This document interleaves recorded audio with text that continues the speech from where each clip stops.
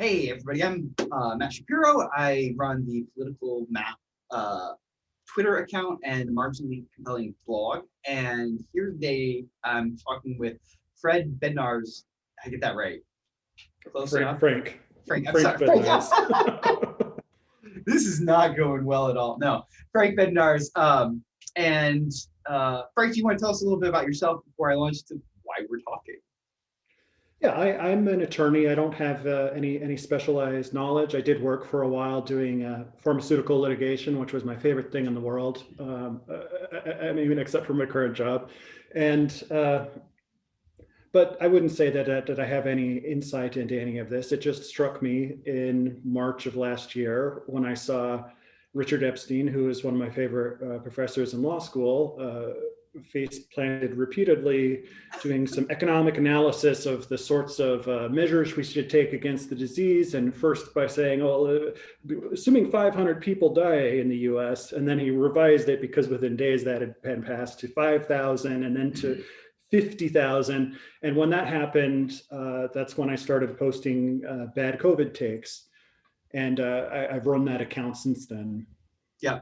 So our introduction was not positive. In early March, I was having conversations with a friend of mine named Brendan Wolf. And Brendan is an attorney in Colorado. And he was doing exponential charts of COVID. And I was looking at some of the some death numbers that were like 2 million. I was looking at that and thinking that seems insane to me, right? So this is early March. And so he and I went back and forth, and I said something like, I didn't expect it to go over 10,000 or something, some very low number. And that was all based off of things like, oh, okay, it looks like this is already over in China. It looks like Italy has already gone over a curve. And I assumed that like we're going to be caught unawares initially, but then we're going to get this thing under control, which is obviously not a thing. But and then later on, I got really upset because I kept seeing people make really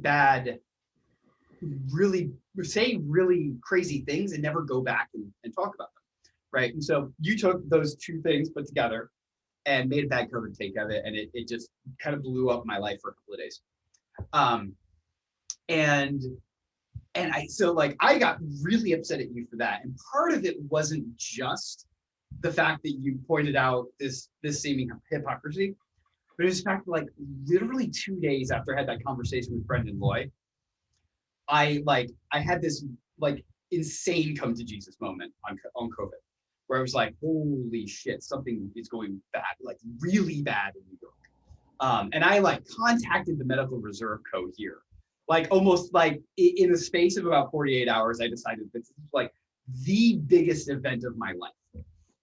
And then I immediately went into this like very hardcore, what's the data? What's going on? I volunteered with the COVID tracking project, which is a fabulous group of people who were like, the CDC has no idea what's going on. We need to get on this. And they have done marvelous work. They like just pulling the data together. And so to me, I'm like, I had about a month or two of just being like, grace for everybody. We're gonna get through this. Everybody, all hands on deck, sort of thing. And then I get nuked by this account. So I'm super upset at you at this point. And it honestly ended up being probably one of the best things that happened to me, because I was like, I jumped off of Twitter for a little while. I started my Substack, and instead of tweeting about all of this stuff, I started writing long form articles about it. And like fast forward from there to maybe it's a couple of months after that, and August, September, something like that. And I start seeing you talking in my Twitter thread, and then later on leaving comments on the blog, and none of it's like mean. Like it's all like you're coming in and you're bringing like really good objections, like very well thought out, like you understand what's going on. And it kind of threw me for a loop for a little while. I can't remember if I was if I was snarky to you at first, that wouldn't surprise me. I am like, my Twitter presence is super in. My Substack presence is way more toned down. But I can fly off the handle on Twitter. But like you just kept coming. You just kept coming with like real nice stuff. Like you just kept coming with good objections, thoughtful analysis, and I, I'm like, he's asking a good question. It deserves to be answered. And so like I would say that I'm coming from mostly a center-right perspective, and you're coming from mostly a center-left perspective. And I see our Substacks. I would be super surprised if anybody followed both of us, right? Like we're in different worlds. But I really enjoy talking to you about this stuff. I enjoy that you're pushing on things that my audience doesn't often push on, right? And I think there's a lot to be said for people being able to talk even if they don't agree on stuff. Being able to find commonalities, and you wrote a really sweet post going through a lot of this from your perspective. And I appreciated that as well. But I wanted to talk and see like where you are on COVID stuff, COVID, politics, and then talk a little bit about. I'd love to talk a little bit about our dads, because it sounded like we had a real, like, a strange connection through our personal histories. So yeah, I mean, but I'd love to hear your take on, especially on anything that's like meeting people in the middle. How do we there's so little cross political conversation at all. And a lot of the COVID stuff has ended up being like almost separate fact buckets that people subscribe to. And that's corrosive. Like, it's not just bad, it's not just unfortunate, it's actually, I think, corrosive to social unity, and to meeting each other in the middle and to reaching across the aisle. So well actually the whole what happened with you made a big impression on me and how I ran the account. It drained a lot of the fun out of it for a while. And I would say that I'm actually not, I at least until recently, I don't think I would say I'm center left. Maybe I am now. Oh, okay. But I was, before Trump, I was Mitt Romney sort of, not even a libertarian sort, but I don't like saying libertarian because in the last few years, it's turned out that, at least half the libertarians turned out to be a little bit fashy. So I don't know, maybe the wedge is driving me to the left, but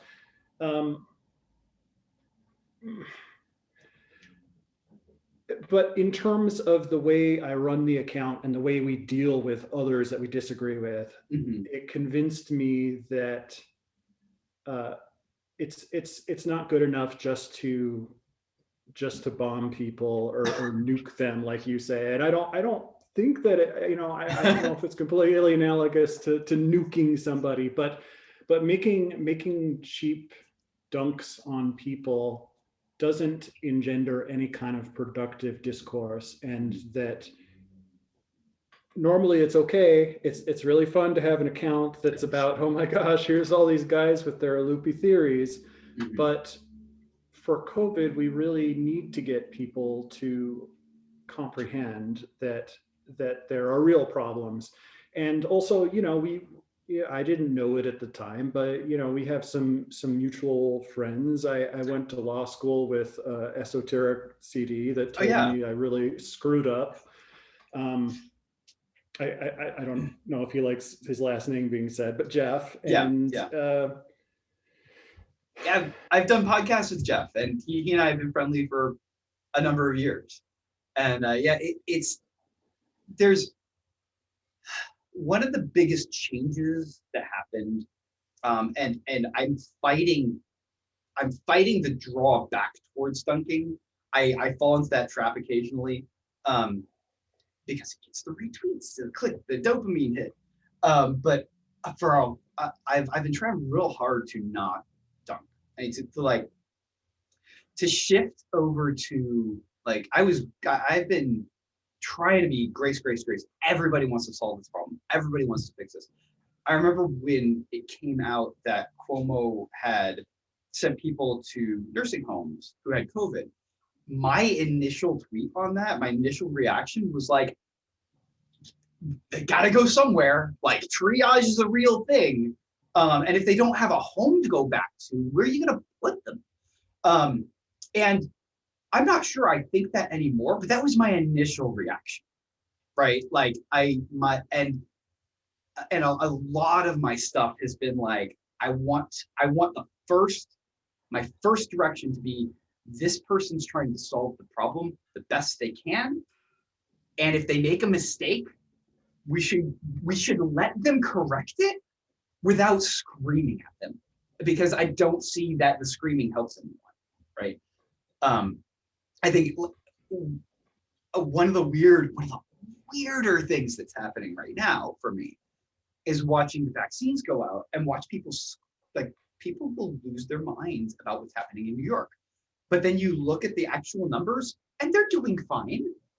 I mean, it's not like amazing. They're not the top of the heap, but they're nowhere near the bottom. They're about on track, right? And I don't know if that's because they found problems and course corrected, or if the problems are just being amplified by Twitter and media entities. But it's very odd. Like Twitter is not representative of reality, even a little bit. Yeah, that's true. And one of the things that I do in running the account is I subscribe to all of the anti-mask, Facebook forums to try to understand. And I think I understand where a lot of these people are coming from. Like even the crazy anti-vax views, they have views about corporate distrust of government and things like that. Mm-hmm. And I sort of grok that. It's helpful to understand in the first place what kind of takes are likely to make things worse, even if I'm pointing out this is a bad take, that someone will unironically promote it as a good take or a cell phone or something like that. You've seen a lot of this being on the right side of things in the last week, where everybody is like going nuts about how, what's changed? Right. Biden was inaugurated, and it's like, well, if Trump were still president, if for some reason the inauguration happened next month, most of these people would be celebrating by saying, oh, well, they course corrected, cases are going down, and so now they're opening up again, and they would celebrate that. But because of this coincidence, and I do believe it is a coincidence, because all these places that are opening up incrementally, they opened up incrementally before, and then they closed again. So these are adjustments. Right. So to the extent that we want people to adjust to data, it's counterproductive to say, oh, well, you're just doing that because it's Biden, and this is all political, and you were screwing us over for the last month when you closed restaurants down, and now they're open again to a whopping 25% capacity, but you're just doing that because of Biden. A lot of Twitter is unable to see anything without the lens of politics in front of its nose, right? And the thing that I've seen, and you've been seeing this for months and months and months, is that very, very, very few public health state health departments are looking at things through a lens of politics, right? It is very, very much just trying to fix this problem, trying to do the things that they think are going to give them the best results, and that's the goal. That's what they're trying to do.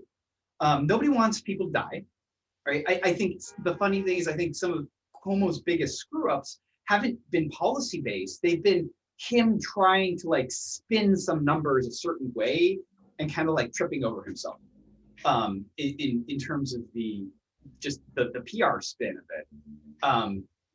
Excuse me, too much Coke.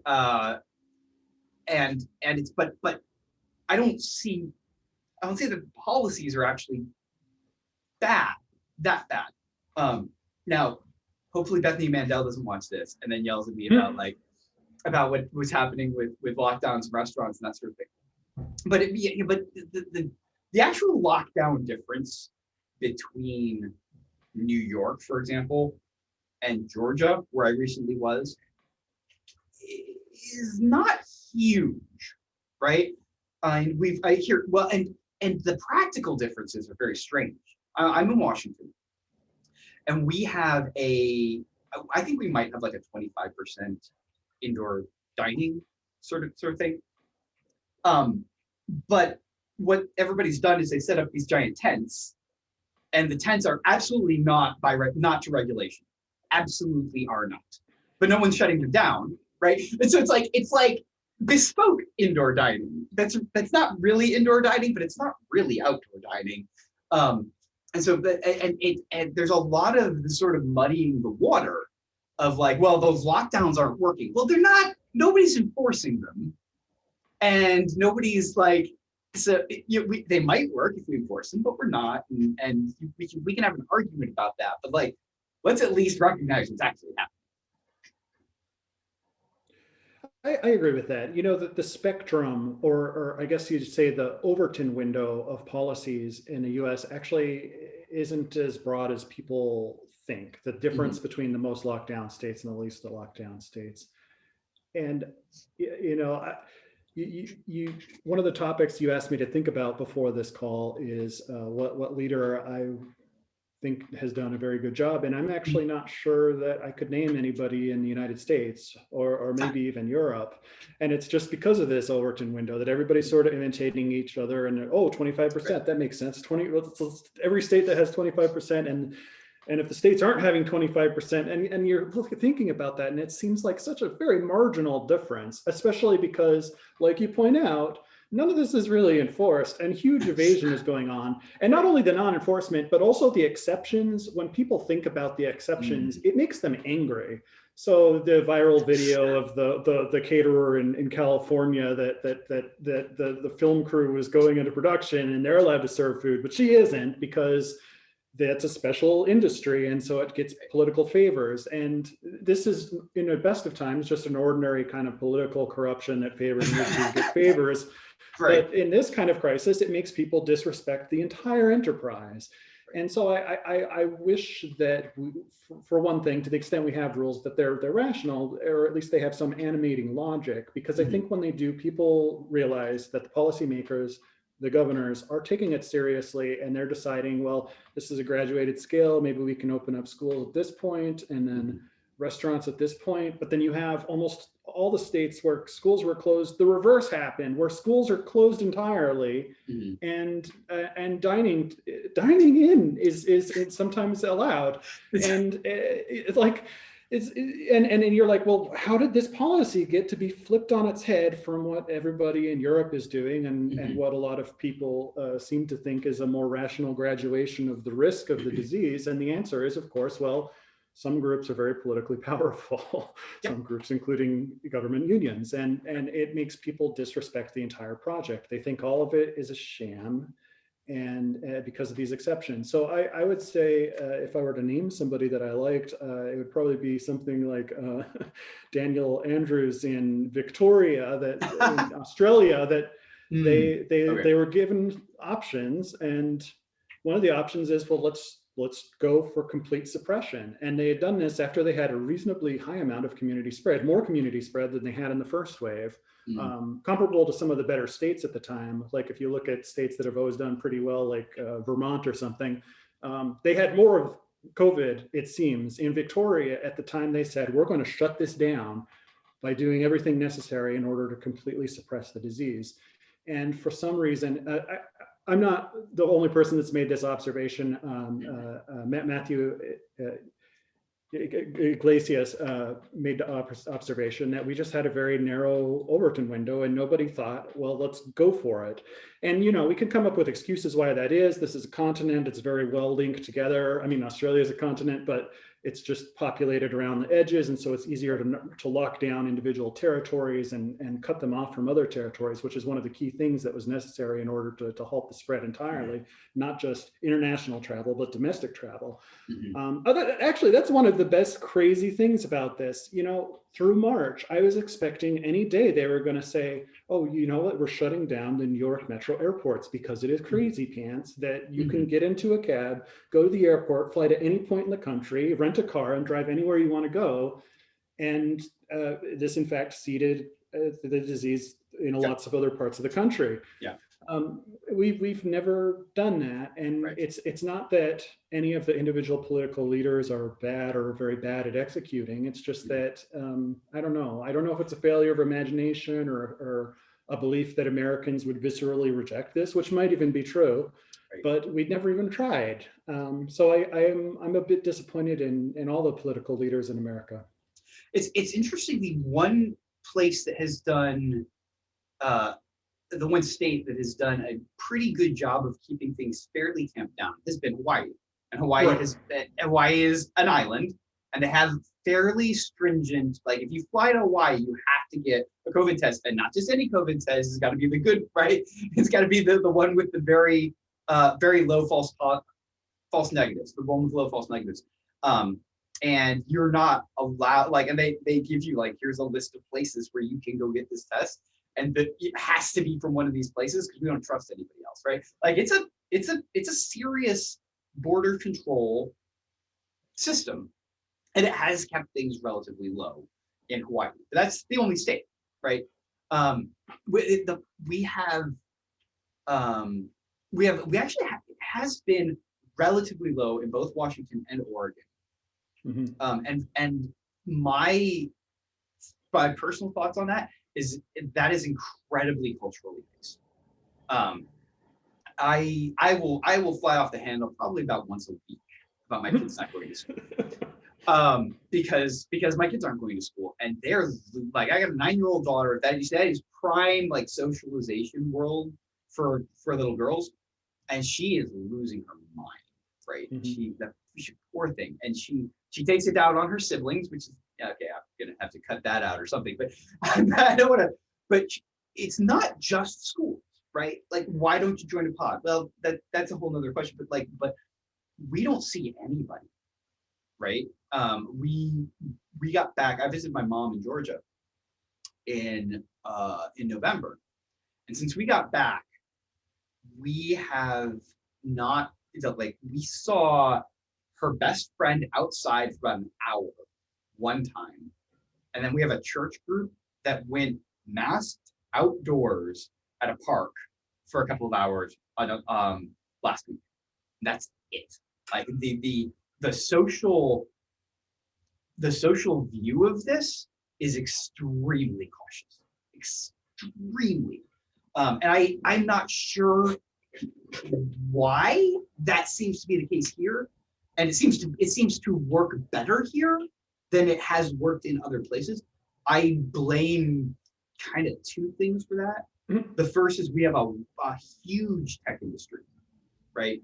And they are all work from home. I live just a mile away from Microsoft's main campus. It has been dead. There's no one there. It's a campus that holds like 60,000 people, and nobody's been there for months, right? Google's got some. Amazon employs tens of thousands. Nobody's going in, right? So that's a part of it.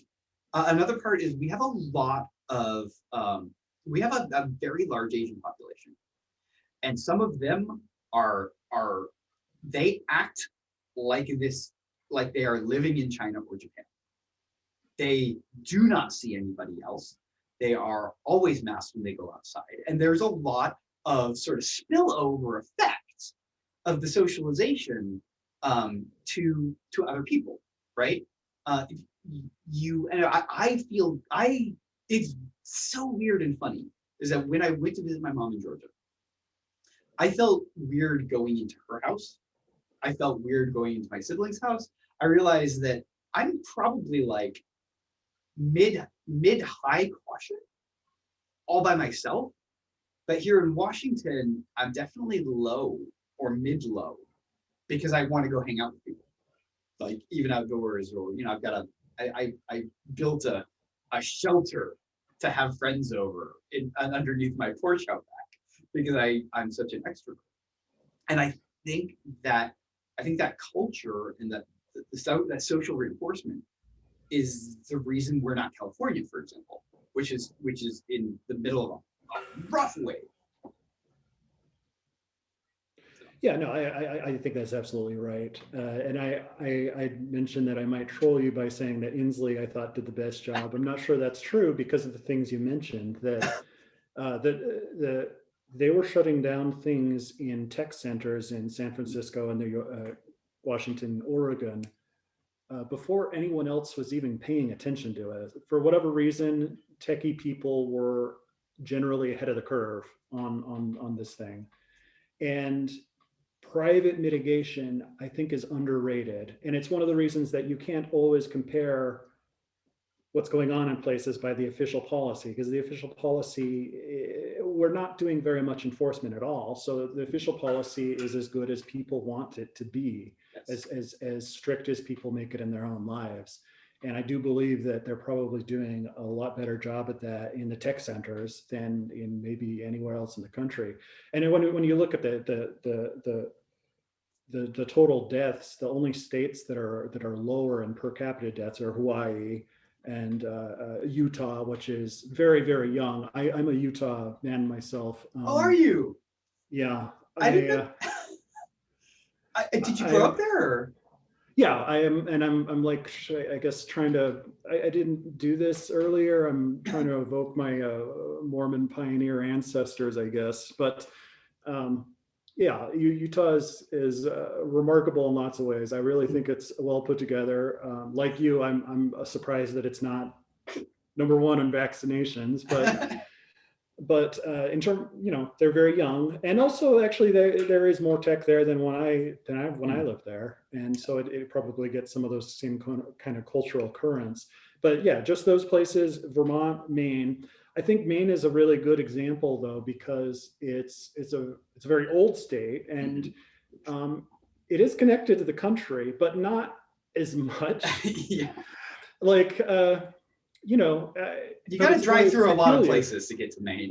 I mean, I used to live in Boston, and so it's not that big a drive to get to southern Maine, but it's I guess maybe more like a situation in that is Australia, where it's like linear. There's settlements around the edge, but you don't have this like in Chicagoland. If we wanted to lock down where I'm living now, I mean, you have to cover all the states or something, because you can't. I could hike to Indiana right now if I wanted to. Right. So it's not, and there, there's no break. So it's a lot harder to implement an Australia type policy here. But I wonder if places like Vermont and Maine show that something with good controls of travel and otherwise, restrictive policy might have brought us something closer to what we see in Australia. Yeah, I think interstate travel is an unsolved problem for this pandemic, because it really, like, you either are going to need coordination across the states where people travel across the states, or you just have to lock it all down, right? You just have to be like, and it's so hard to do that in the United States because we have so many metros that are effectively in multiple states, right? Yeah.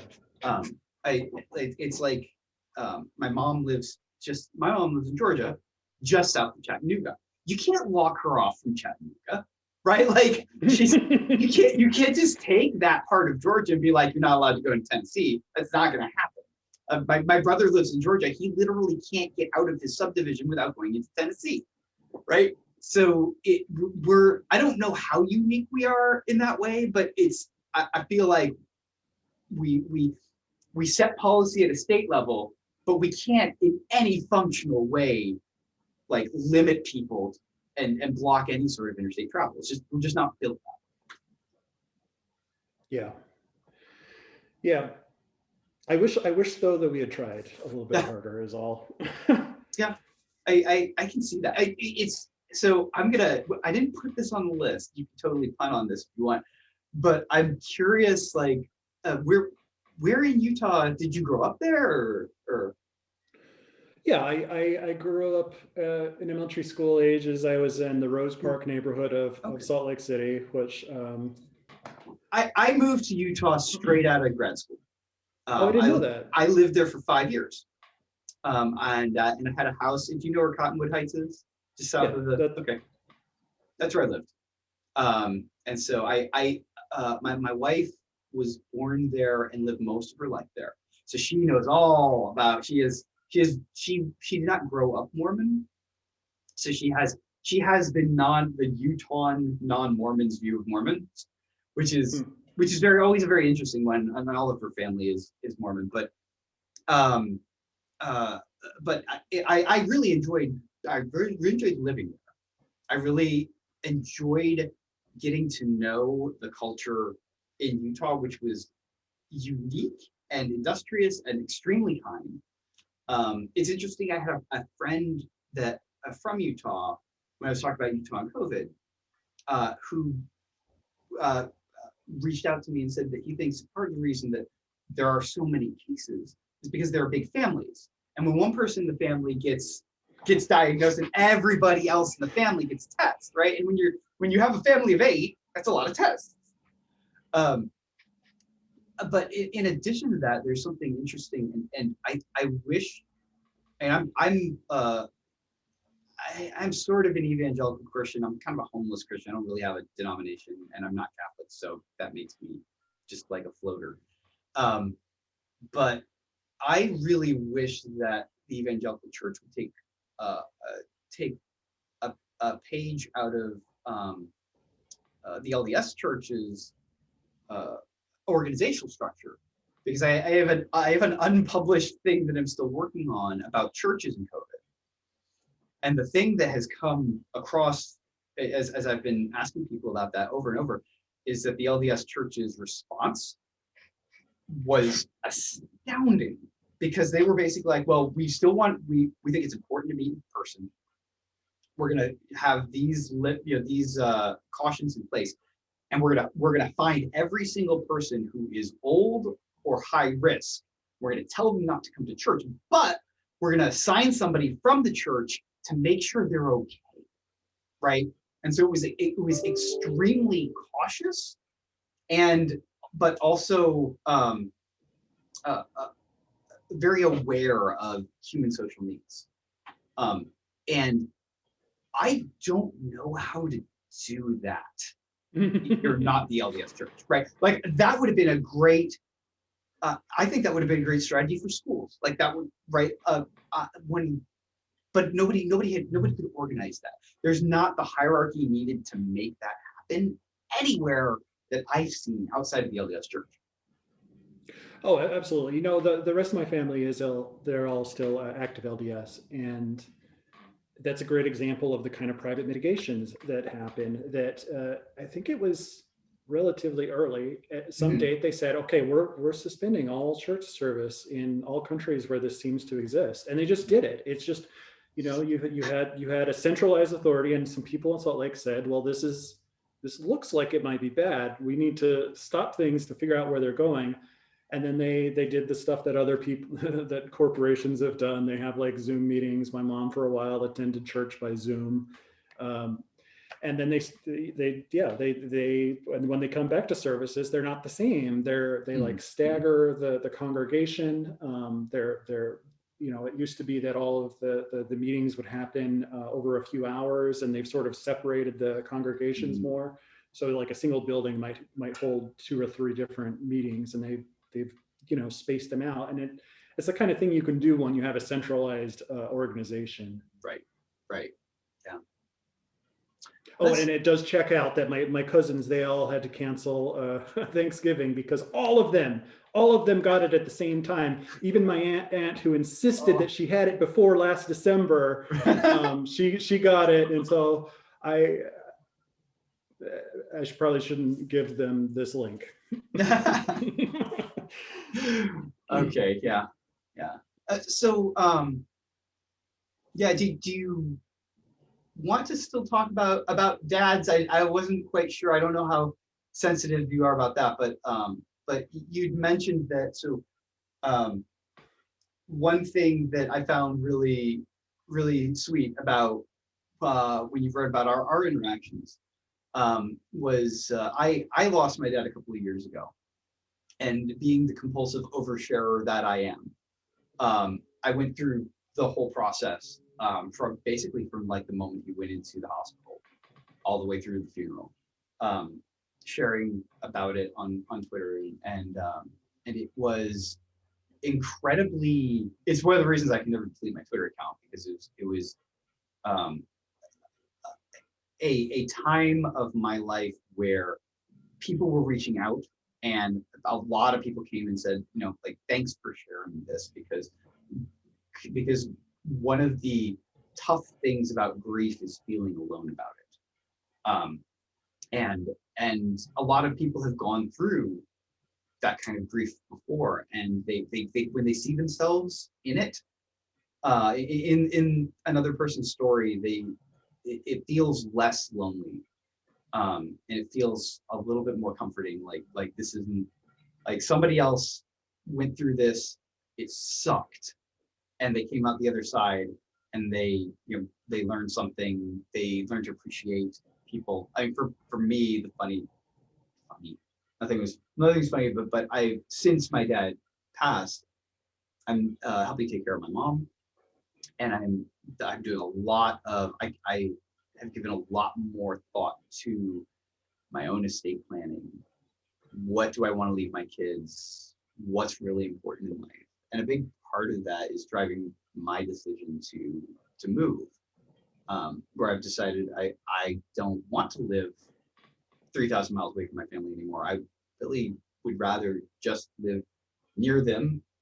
And if that makes it harder to get a job later on, that's fine. At least I'm near my family. But that's some of my story about that. And I didn't know if you want to share any of yours.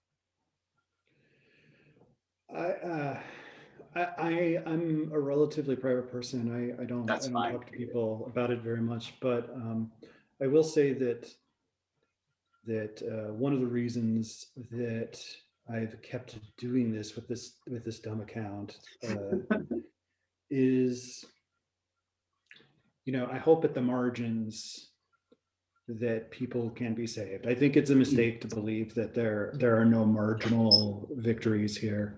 When my dad died, he had been taking very poor care of himself, and it's because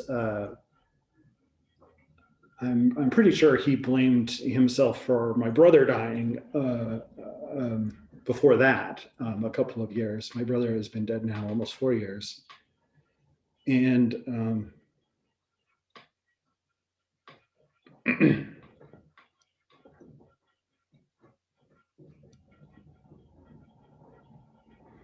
anyways, I was happy the last time I saw my dad because I had been angry with him, a lot in my life, because I thought, among other things, that he'd been unfair to my brother.